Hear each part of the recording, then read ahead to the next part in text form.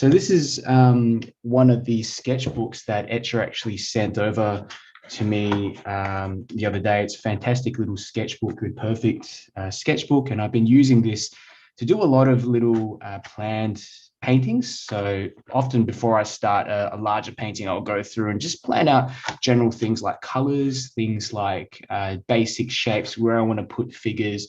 Often I use reference photos. So here's just a few. These are ones that I've done in line and wash. So there's a few bits and pieces over here. As you can see, a lot of them are kind of landscape based. They're pretty sort of loose. I sort of do these on the fly, just from reference photos and change things up. So yeah, there's a bunch. Go through a few. Here are some other little landscapes. Don't know how many I want to sort of put up here, but there's one there. There's a few kind of night landscapes that I've done over on this side as well. Geez, maybe I'll just sort of move this around. And these are always watercolor? Yeah, they're all watercolors.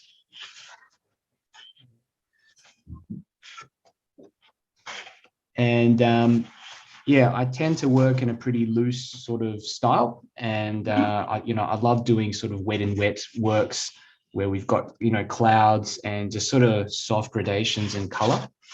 And I tend to use a lot of colors that are complementaries as well. So trying to build more contrast in your painting, things like having light and dark colors, and also having warm and cool colors next to each other. I find that creates a kind of interesting contrast. And yeah, so there's a few bits and pieces, I suppose. Thank you so much for sharing. No, that's okay. We had some great commentary in the chat. Yeah, and if anyone has questions, yeah, just any questions on techniques or things that you want to know about in terms of watercolors, just pop them in the chat, and I'm always happy to answer and help out. And I'm getting much better at multitasking while I'm painting as well. So yeah. Awesome. Then if you're ready to go, let's do it. Yep, sure. Cool. So yeah, before I actually get started on the painting, I know a lot of you guys out there probably beginners in watercolors. So I wanted to just go through two really simple techniques that I use. It's basically just wet and wet and wet and dry technique in watercolor. So I use, but basically those are the essential techniques that I use when I'm painting. And I know there's all sorts of other techniques like wet and dry. Geez, I can't sort of think of what else there is at the moment, but those two are the main ones if you sort of boil it all down. So I'm going to go through just a couple of techniques for you, and then we'll get straight into the demonstration. So what I've got here is this is a pad actually from Grumbacher. So it's a watercolor pad that I was sent over the other day. It's a nice little pad for beginners, and I've also got some of the watercolors from Grumbacher. So I'll just grab those on the side, and we'll get started. So basically, when we're talking about wet and dry techniques, we're sort of talking about essentially just painting on paper that's dry. So if you're looking at creating a shape that's basically a sharp shape, has defined edges, it's a lot easier to do this when you've got a sharp edge. So for example, I've just sketched in a really basic little, I don't know what this is, just a little scene with someone walking. And say if I want to get these buildings in at the back and I really want them to stand out, what I'll basically do is just go ahead and pick up a bit of color. So I think you should be able to see from this side. So I might just grab some of this stuff. So this is a bit of red, mix up a bit of blue with that as well. Doesn't really matter what color it is. I'm just trying to demonstrate the technique. And as you can see, the edges are pretty sharp and defined. You can kind of go in there and get in a lot of these little intricacies, bits and pieces without anything kind of blending. So it's just one of those, essentially you'll see in the demonstration, I'll use this technique to bring out shadows.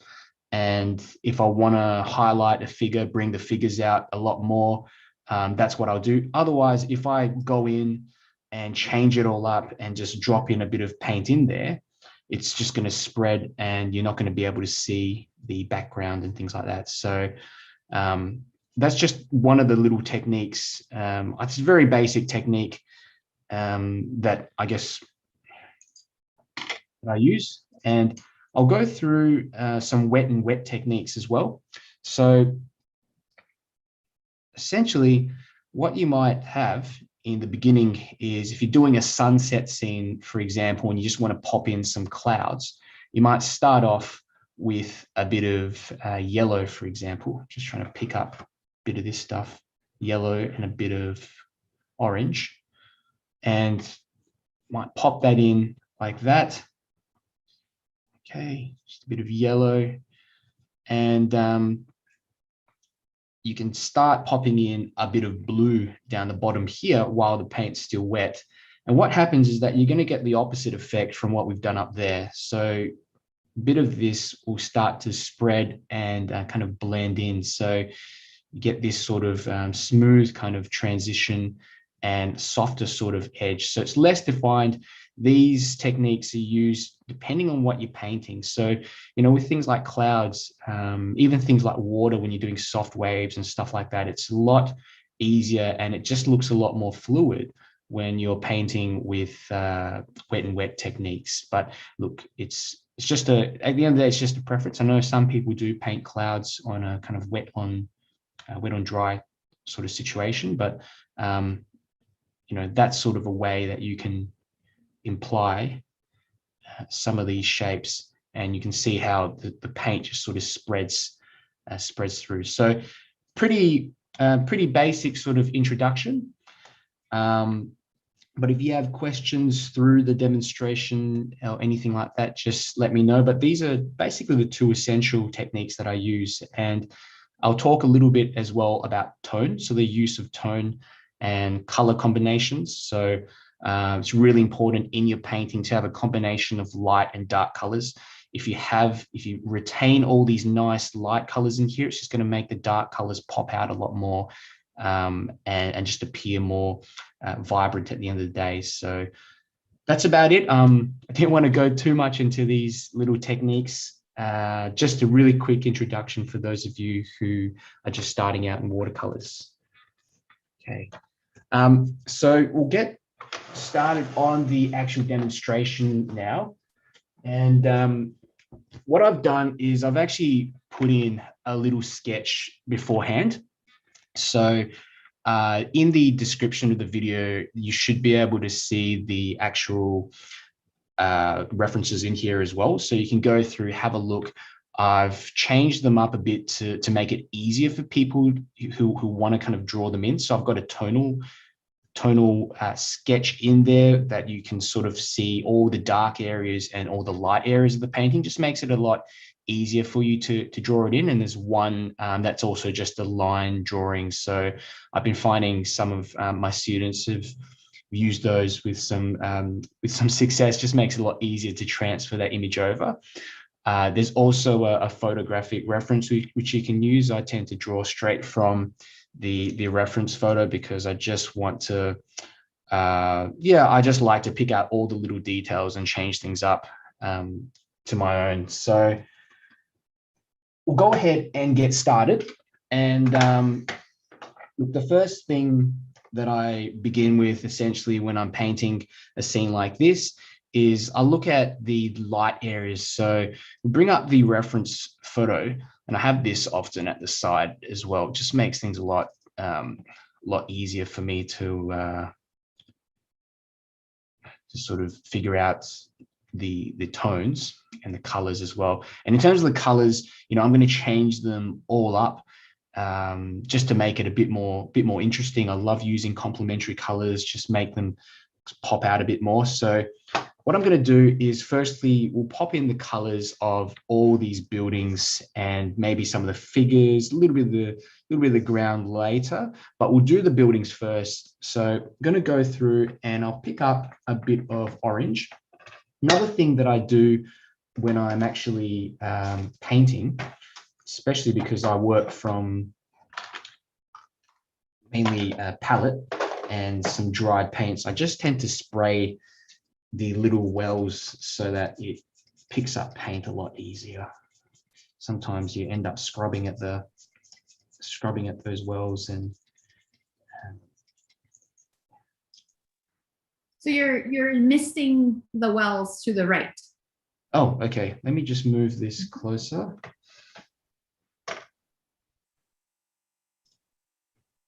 How does that look? A bit better? Yes, thank you. A little bit better? Yeah. And don't worry about all the colors. I only really use a few of these colors anyway. So cool. So just move this a little bit more towards this side. Okay. So let's go ahead and I'm going to pick up a little bit of this orange here, pop that in there, just having a look to see the sort of strength of it. And kind of looking at a medium strength, so not too light and not too dark. So in terms of concentration, you just want to mix up enough water in there so that that color is pretty vibrant and but not too thick. So going through, popping that in, it's almost like a should I say like a milk-like consistency. So essentially what I'm doing is that I'm just popping in a lot of these colors onto the buildings. And, you know, I've got a little mop brush here. So going around, just cutting around the area of the sky. So that's important because what I'm going to do afterwards is just get that sky to sort of blend in nicely. So this is going to keep things in check so that so it doesn't all sort of blend in together. Okay, so this is some orange. We'll pop in a bit of yellow in here. I've got different kinds of yellows as well. I've got a bit of yellow ochre, which I'll pop in too. And having a few different colors, I find in terms of like the warm colors and stuff on the buildings, it keeps things looking more interesting, and rather than sort of painting it all the same color. So we've got a sort of range of these warm hues running through. So just a bit of cutting around work there, and we'll go up here. This is actually a scene of Manhattan, and I've changed up a few little bits and pieces here to try to get some more shadows in. I've added some imaginary buildings and sort of showing the sides, and we're going to have the light source coming in from the right hand side. So some of these little bits and pieces on the left side of the building are going to help. Okay, so really just going through, and this is a bit of wet and wet technique. So see, this area is pretty much already completely wet. We can go through and just add some more color while that area is saturated. That way we can actually modify and get some interesting combinations. So coming down to the bottom here, let me just finish off the top of this building, go through. So Darren, do you have tube paint in your tin there? Tube paints. You squeeze the tube colors into your palette, or are they pans? Yeah, well, some of these are left over from the original palette, and some of them I just squeeze in and refill them. So at the end of the day, I tend to work from tubes and squeeze them in. It just, I don't know, I find that it just allows me to have that option to paint with both. And when you're painting really large washes like this, or I mean, I don't say this is too large, but when you've got really large washes, and you're working from tubes, it just makes things so much easier. And you have your artwork at an angle, right? Yes, so I've got it on a slight tilt. I'd say about a 10 to 20 degree tilt. And the reason for that is that it just allows the paint to move down the page. So it helps so that it just doesn't dry with any kind of funny areas that pull. And, you get to this stage here where, you can actually spray a little bit of water on the edges up there because I just don't want it to dry off just yet. Okay, so keeping these areas wet. And I always sort of keep a little spray bottle next to me because it helps essentially to sort of wet down areas if I need to here and there. I'll just refill that.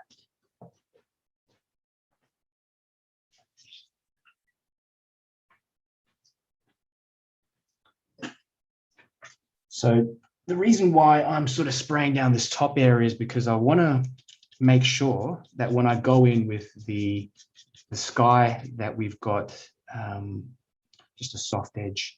So let's go ahead and finish this off. It's all that same sort of general color. And this building on the left-hand side, I'm going to get in just with some yellow.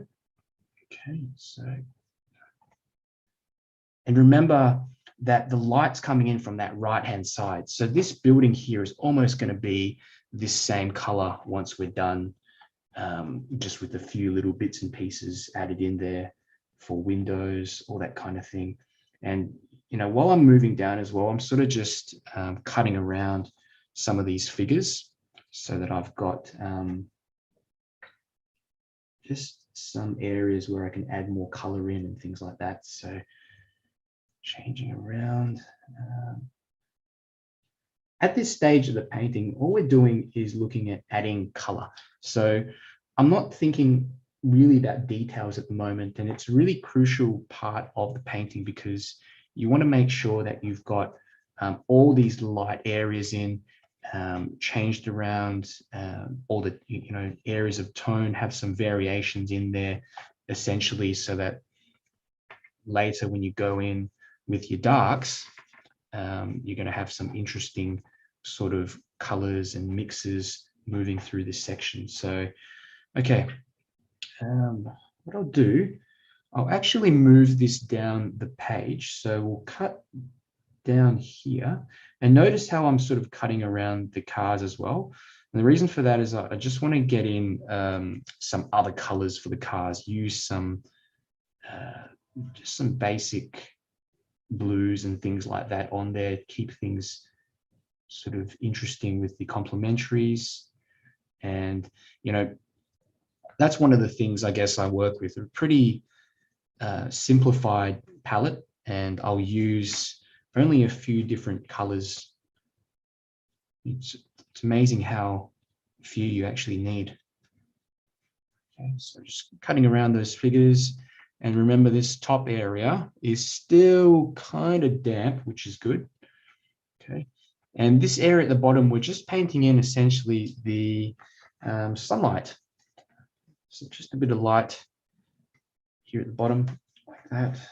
Okay, and near the bottom as well, what I like to do is to add in a tiny bit of darkness.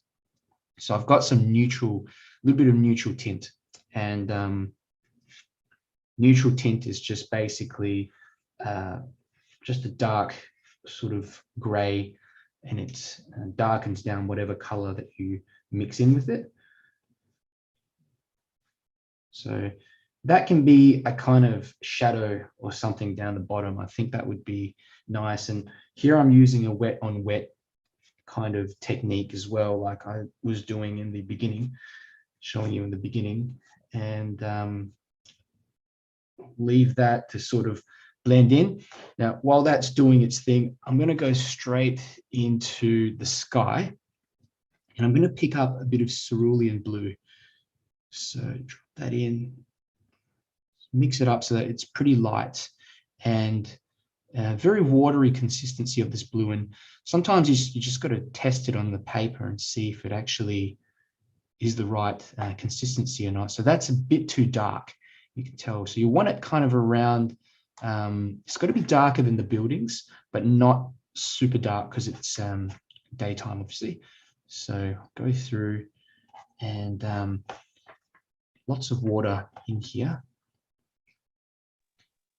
Hey Darren, can you please tell us what were the yellows and the oranges and the other colors you were using?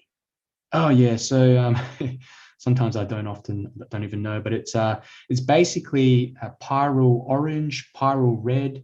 I've got a bit of lemon yellow, and I've also got a bit of yellow ochre as well. So yellow ochre and Naples yellow are kind of like creamy yellows. They're slightly more muted down, especially the Naples yellow. It's a bit opaque, and lemon yellow is more of like a clear, vibrant sort of yellow. So I use a mixture of those. It's not a huge deal. You don't need to have all those colors there. I mean, if you've just got lemon yellow or even yellow ochre, you can really get by. Even with a bit of orange is completely fine. So yeah. So what I'm doing here, I'm just kind of cutting around the buildings, and you'll notice I'm letting some areas kind of mix as well. And that's something that I've had to learn to, I don't know how to put it, just relax and let things take its toll, I suppose. Because in watercolors, I find that there's so many things that can just happen, and especially without your control. And it's one of those things that you just have to accept and work with at times, and find that if you don't let bits and pieces mix, what can happen is that you end up with a scene that just looks really disjointed. And I want to make sure everything in here, especially in this first wash, blends nicely together. Okay, so I'm going to quickly do that section on that left-hand side. It's always a good idea. Notice me, I'm just kind of going back and getting some more of that blue. It's always a good idea to try and mix up in your well a fair bit of that color, so that you don't have to keep going back. But one of the advantages of going back is that you can end up picking up different colors and different combinations. And in certain circumstances, it can actually make the painting look more interesting. So go through. And if you can see, some areas have got a bit of a sharper edge where I've left a tiny bit of white there, but most of the edges are just blended completely into the sky, which is really what I want. Okay, as we go down to the bottom, I'm just going to lighten this. So essentially just add more water.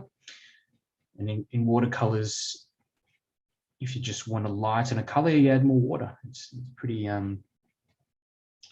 basic. And okay, so it looks like we've got the sky in. And another thing that you can do here is you can pick up a little bit of paint. So you can pick up a bit of darker blue, or you can pick up a bit of neutral tint or something like that. I'm just mixing up a tiny bit of purple here on the side. And what I want to do is just drop in maybe a bit of purple and blue. And this is ultramarine and a little bit of red of alizarin crimson.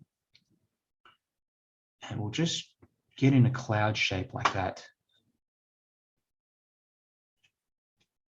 Something like that. I'm doing it quick because I want to just get in an impression of it. I don't want to make it too obvious and sticking out everywhere, but I think a shape, a little darker shape up the top here would be nice. Can drop in some smaller ones here at the bottom too. Using a larger brush, but you can get some smaller clouds in as well using a smaller sort of round brush. So I've got this little brush here. It's a number 6 from Grumbacher that was sent to me. It's a great little synthetic, and I love using synthetic brushes because they hold a point and tend to last for a fair while these days. I think synthetics are definitely improving a lot. And yeah, now that's pretty much all that I use, just synthetics. I've got a couple of brushes with natural hair, but few and far between. Okay, so that's pretty much it for the clouds, things like that, bits and pieces in the sky. Great. And what I'm going to do at the same time, while all this is kind of drying, is that I'm going to go into the cars and the figures and everything down the bottom. So this is basically just going to allow me to get in a few different colors into the yellow. Sorry, Darren, your camera seems to be trying to focus, but not achieving it. It's okay now? Yeah. Yep. Thank you.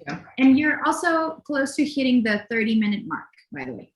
Okay, great. So let's get cracking. Start putting in a bit of color for these cars. Now, what I'm going to do is I'm just going to start off by popping in a little bit of yellow. This is some yellow ochre, and I'm going to drop this into areas of these cars. This is really quite loose. And all we're doing, again, it's quite similar to what's happening, what we did above. We're just adding in some real basic colors, kind of like background colors. And I work mainly in 2 washes. So this is the first wash where we're adding in all the light colors. And then afterwards, when this is all dried, we'll go in and we'll add in all the dark colors and the shadows, little bits of detail for the figures, and basically pull it all together. There is a third step that I sometimes go through, which is just adding in really dark shapes, a little bit of the extra detail, things like that. And what I like to do with the cars as well is, because we've got all this kind of warmth in here, I like to pop in a little bit of blue in some areas to get a tiny bit of this mixing going on, like that. So just popping a little bit of blue on that left-hand side. Any kind of cool color will do the trick. And having these cool colors next to some of the warmth as well is really going to emphasize the warmth, this bit of yellow and stuff here. And I do this for both the figures and also cars, objects, anything like that. Okay, this figure here, I might think, okay, we'll pop in a bit of tiny bit of this cobalt blue here, so just a tiny bit of color for the person's shirt. I might grab a bit of red, mix that in again, a bit more of the blue, pop in a bit more color for this figure here. Okay, so just putting in, again, that basic sort of color combinations to get that first very light wash. Okay, more blue. And you have that contrasting with the yellow, especially we've got the purples and the yellows next to each other.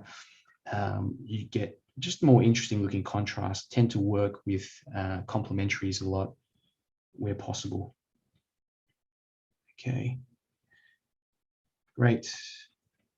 So I'm going to give this all a really quick dry off now, and we'll get into do the second step. So maybe I should put myself on mute. But yeah, if there's any questions, just let me know, just let Maria know, and I will get back to you. Sure, go for it. Cool. And while Darren is muted, I would love to let everyone know that Darren is going to be teaching a workshop with us. It's going to be great. You are going to be learning much more about Darren techniques. You'll get to ask him all of your wonderful questions, and it's going to be wonderful. It's going to be on August 20th. So I'm going to drop the link for that on the chat so you can grab your seat. It is $6. And it is on August 20th, again, so you can remember when it's going to be. And you can purchase this on our site. Our site is in Australian dollars, so depends on the exchange rate. That's how you will get the different pricing, but you will be learning how to paint expressive urban scenes and using this same idea of a limited palette of complementary colors. You'll be learning how to use tone and color to emphasize the details and creating depth and this wonderful perspective that you're seeing here. And this workshop runs for 90 minutes. And you will be able to ask all of your questions in the chat again. And it is again on a Friday, August 20th at 5 p.m. LA time.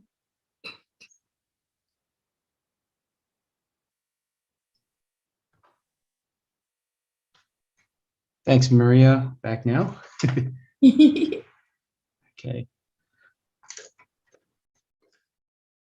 Great. So I'm going to get started now on the second part of the painting. So all we're going to do is, if you look at the reference photo, you can have a look at it later. Essentially, what I'm going to do is just get in all these shadows. So we're going to get light coming in from that right-hand side. For this, I'm going to use a bunch of brushes. I've got a flat brush here. This is number 8 flat brush. I've got a number 8 round brush. I tend to use a combination of both, but the flat brushes, especially for these type of buildings, it just makes it a lot easier to get in sides of them. So I'm going to go ahead and mix up a little bit of purple here, maybe a bit of neutral tint as well in this well. That's a bit much, but make do with that. And you want it to be fairly dark so that we can get in just indications of shadows and things like that. So I'll start off just around here. Let me just figure this out. Okay. I'll test it off a bit. I think that looks around the right consistency. So it's about a medium sort of consistency coming through. And this is a wet in dry technique. So sort of what we were doing in the beginning when I was going through the demonstration, the techniques earlier. This is what I'm doing just to get in the side of a building where we have obviously the shadows coming in. So you only get one shot at this. So you've just got to be a little bit more careful with it. And, you know, notice how I'm holding the brush further down as well. And that allows me to get a tiny bit more control when I'm painting. So just something to keep in mind. But, you know, you don't want to overdo it and try to get everything perfect as well. Just trying to imply essentially a bit of shadow on the side of that building. Okay. And we can go through and do the same thing for these other buildings. You know, I've got a bit of shadow here on that one. I've got a smaller flat brush. And, you know, when you're using, you know, deciding what kind of brush to use, the main thing to keep in mind is the size of the shape that you're painting and the type of shape. So when you've got these sharper sort of edges, I find that when you're using a flat brush, you're just able to get in those edges of the building a little bit more easier than if you're using a round brush. So I'm not going to use it for the whole lot, but just bits and pieces. Here as well, we've got a little bit of the side of that building here, where we're going to get in a bit of shadow. And if you get some, you know, a bit of dry brush in there as well, and essentially that's when you drag that brush over the paper really quickly. So you get some of that skipping sort of movement and a bit of the yellow showing through. That's completely fine. It keeps things interesting. Okay. We have a comment in the chat saying that this is the scary part, shadows. Yeah, it is. Yeah. and it's weird because you're sort of at this middle awkward part of the painting where it doesn't really look like much, but you really have to persevere through. And remember that the watercolors, you know, often have this sort of sheen when you first paint onto the paper as well. So it dries and it looks a little bit more matte and better afterwards, more uniform. I think I might just soften off a bit of that edge here at the bottom because it looks a bit harsh. So you can do this and change up while the paint's still wet, sort of change up bits and pieces like that. I like having combinations of like soft and sharp and soft edges. So there we go. I think this section here, I'm gonna pop in some darks as well around this section. Use a bit of this color. It's just essentially it's all just cool colors, different combinations of ultramarine blue with neutral tint. You know, you can also mix in a bit of burnt umber too. That does the trick. And cutting around here. And notice how the bits that you're leaving out, so like this bit of yellow here, and I've got a bit of darkness to the right side of it, the left side of it, it just brings out that light on the building a lot better. Okay, so I'm going to continue on pretty much with that left-hand side of all these buildings, and I'll pick up a bit more of the blue. So continuing on to the back, a bit of purple, purplish blue, drop that in here. And you know, one thing to remember is that as you go towards the back, you want to make the washes a little bit lighter. Darren? Yes. Darren, we can't hear you anymore.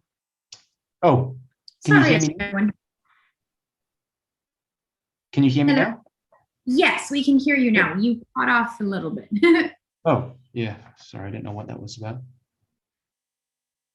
You were saying about adding hue variance to the shadows. Yeah, so yeah, basically as you move down to the back of the painting, often, you know, when you're looking at a reference photo, just a general photograph, or, you know, you're out there and looking at the buildings, things in the background just get lighter and more cool in color. So you want to make sure that when you're painting these shadows further back, you want to just add a little bit more water into your mix so that we essentially get in some lighter colored sort of shadows. You know, this bit here, sort of top of this building, I'm just going to imply like that there. Just move that down. It's really just the same pattern of light coming in from that right hand side. Okay, so continuing down like that, we've got another building here in the back. Then let's just try to get that in a couple of brush strokes. That's, and maybe a bit like that. Okay. And, little bit of shadow on that top building. So just a little bit running down that left-hand side. I want it to be a bit more subtle. So all I'm doing is that I'm just varying the mix of blue in here and adding more water, adding less water at times as well. That really helps to change those tones up a little bit to get some light and dark areas in there. So, okay, there we go. And you know, there's little bits here where you can just sort of start even putting in some windows and things like that, dry brushing a little bit of detail in there like that. We've always got time later to do this sort of thing. And, you know, I also try to keep it pretty simple so that the you know, the lines in here aren't interrupting the rest of the painting. So keeping it light, I just don't want too much focus on them.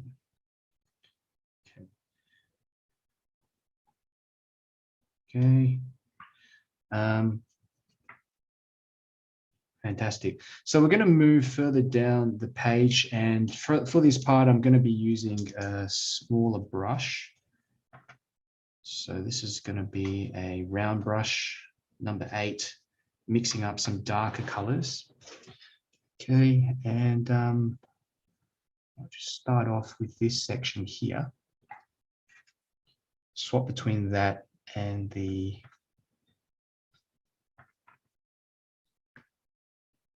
one here, which is basically a little flat brush. Okay, tiny bit of the side of this building coming in. And I'm leaving out some bits of yellow and things in here as well to help imply just a bit of variation in there. As we come down as well, what we want to do is just darken this mix up a little bit. Okay, and this is going to create a lot more contrast in this area at the bottom. Okay.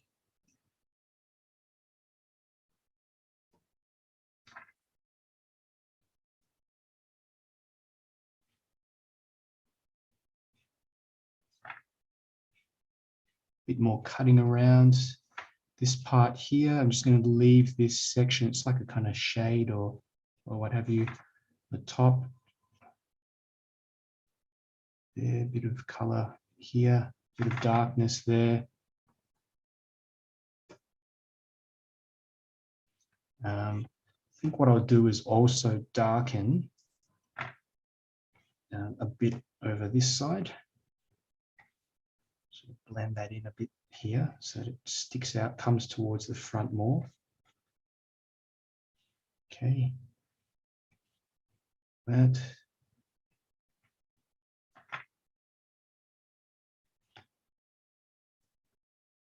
Great.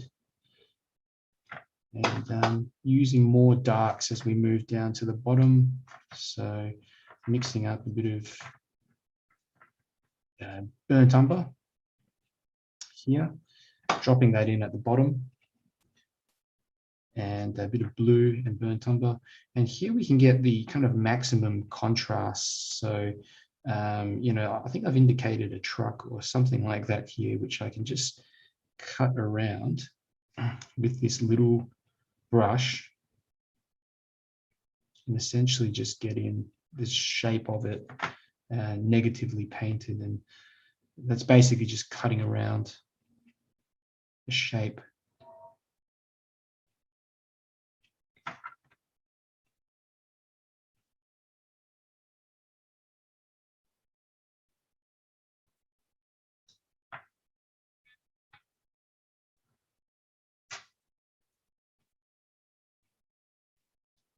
Okay.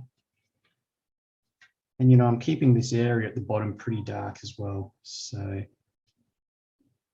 want to create a bit more contrast, especially with these figures and things that I've drawn in down the bottom here. Want them to kind of pop out a bit more.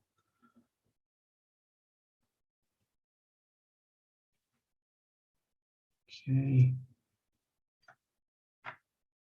How are we doing for time? About 15 minutes. Yes, we just hit the 45-minute mark. Okay, great. So what I'm doing here is that I'm just kind of cutting around areas and essentially leaving these little bits of color, little bits of yellow showing through. Okay. So these could be signs, they could be, you know, shop fronts. They could be anything really, but I think it's really crucial to leave some of that previous wash in. And, you know, with watercolors, you know, any kind of painting really, it's so important to have a full range of tones in there so that painting just looks more interesting. Otherwise, you end up painting everything the same tone, and tone's really the best way to imply a bit of depth in your painting. You've got these cars as well, which I'm just cutting around the tops of them. Same thing goes with these figures, a little bit of cutting around work like that. Do this one here. And as we get to the back, I'm just going to loosen up a bit and quickly just sort of finish that off. Normally I'd spend a bit more time on this section to get in some details, but you don't need to put in too much in there. Just a bit of darkness is going to be completely fine. Great. So another thing we want to do is the cars. So we're going to go down and we're going to pick up a bit of this sort of dark color, and I'm actually going to add more blue to it. Okay. And we've got these wheels here on the side, which I really want to get in pretty dark there. There's a round brush. And apply that shadow, a bit of darkness, I guess, running to that left-hand side of the car, because you've got that light source. Oops. Okay. Running across here. We'll turn this into something later.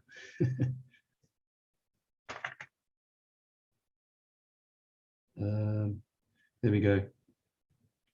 The wheels. And a bit of color here on that left-hand side. Trying to leave that windscreen in as well.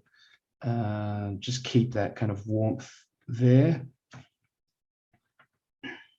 But we can join up the wheels here on the side and sort of just get in a bit of a shadow running towards that left-hand side of the scene. So it's just a little thing I want to do to kind of join it all up like that. While the paint's all, still wet, it's a good time to sort of go ahead and do this sort of work and join on shapes. There's a car shape here in the front as well, which I'm going to just add in that same sort of color in there as well.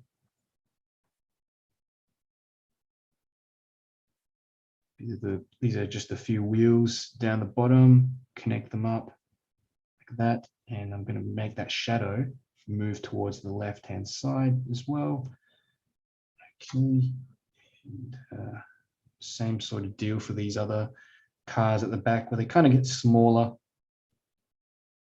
Okay.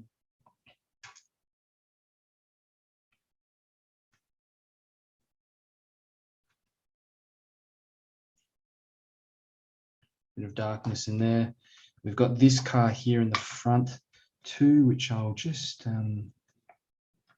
pop in same sort of similar marks for that. We'll get in a bit of that shadow underneath and having that shadow kind of run across to that left-hand side there as well. Yeah, got a bit of that shadow. Having that, might have this one kind of join onto this car even like that. Yeah. I've also got a figure here in the foreground, so I'm going to pop in the legs. A couple of brush strokes for that. There. And you kind of might make them kind of holding a bag or something here on the side. Let's have a look. The shadows, joining them up as well on the ground. Just a kind of general shadow shape like that. Connecting onto the feet. And working back on these cars. So essentially, it doesn't matter what we're painting in here. There could be figures, there could be cars or anything, but I'm just trying to get that feeling of light coming in from the right-hand side. So, kind of lighten that one at the back a bit more. Let's darken this section here. Remember, everyone, that Darren is going to be teaching a workshop on August 20th. So sign up on the link I just dropped on the chat box so you can save your seat.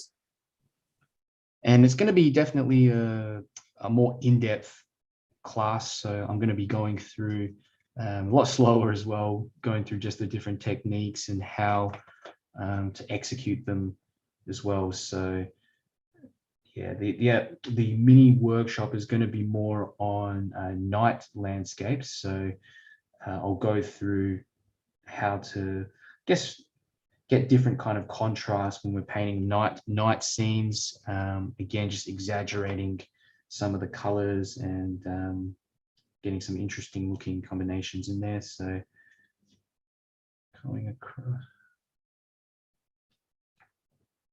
Okay. It's really, most of that's in here already. The nuts and bolts are pretty much the entire painting. Really all there is left, we just got to put in a little bit of light here. A little bit of the windows, I mean, running off the side of this building to the left. So might darken this off a bit at the bottom like that. And use this to kind of, this dark color again, to cut around the figures, the heads of the figures especially, like this. Create a bit more contrast, like that. Great. Some of the perspective lines on these buildings as well, just shadows and things running off the left side of these buildings. There's also a bit of shadow. I think we can get in a bit here. That.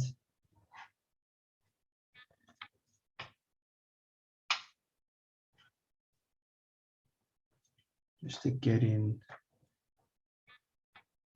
emphasize the light coming off that right-hand side of the building. Okay, bit of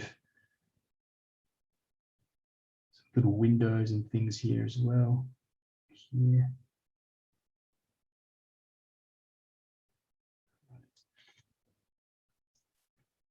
So essentially, I guess at this stage, most of the details in here, and we're almost finished with the painting. The last step, and essentially just to finish things off, is to add in all the remaining really dark areas in the painting.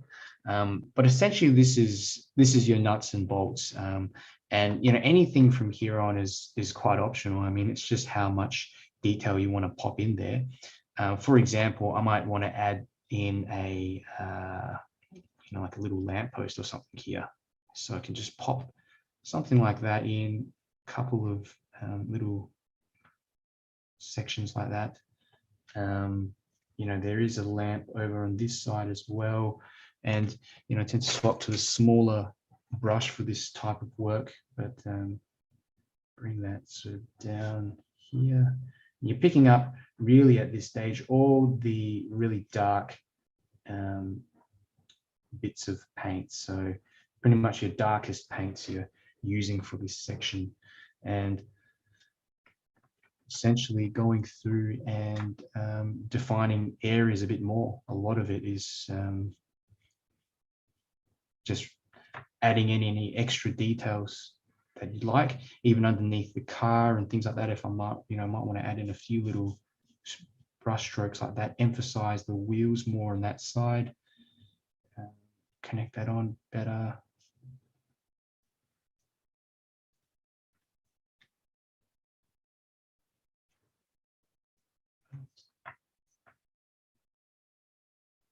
Bit of hair, little just bits and pieces to essentially finish it off.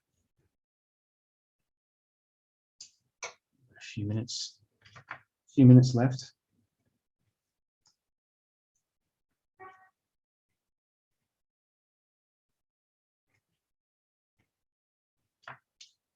And these are just some small windows I'm popping on to the buildings, and just some bits and pieces.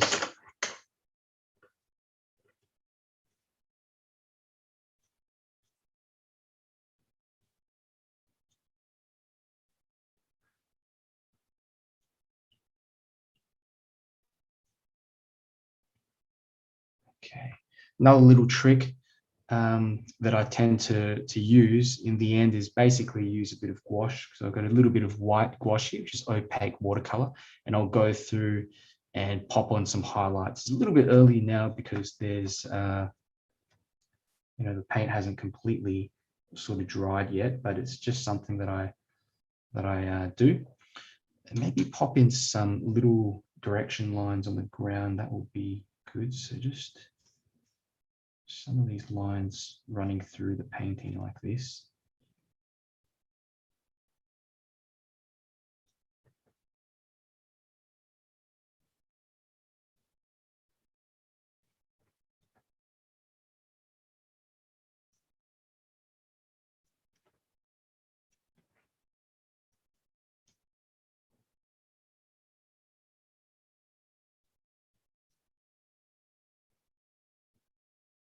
Helps with that perspective.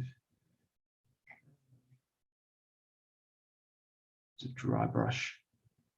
Pick up a bit of paint, dry that off on the paper towel, whatever you're using. You can just get in some little impressions of windows and things like that running through some of these areas.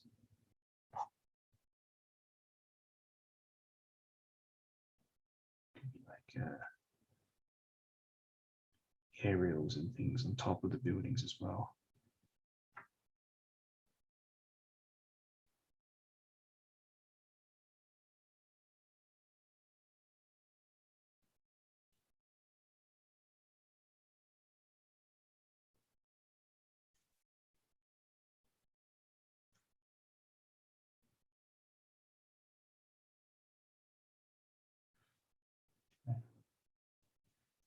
I do like to add birds in paintings. It's just the kind of habit that I have, and it helps to bring out and sort of just make the sky pop a bit better. So a little bit of color here, just a dark color, and I'm dropping in some of these little V sort of shapes in the sky to imply some birds going around, maybe a few up here. Smaller ones down the bottom.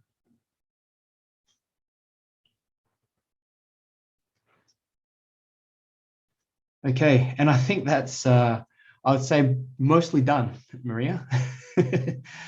Yeah, so a lot of this stuff later, I actually refine a bit more, go back in there, pop on some highlights, add in a little bit more detail, but I would say this is about 80–85% complete. I mean, depending on what you're happy with as well. I mean, you can keep on going, but with watercolors, I find leaving it looking a bit loose is quite nice as well.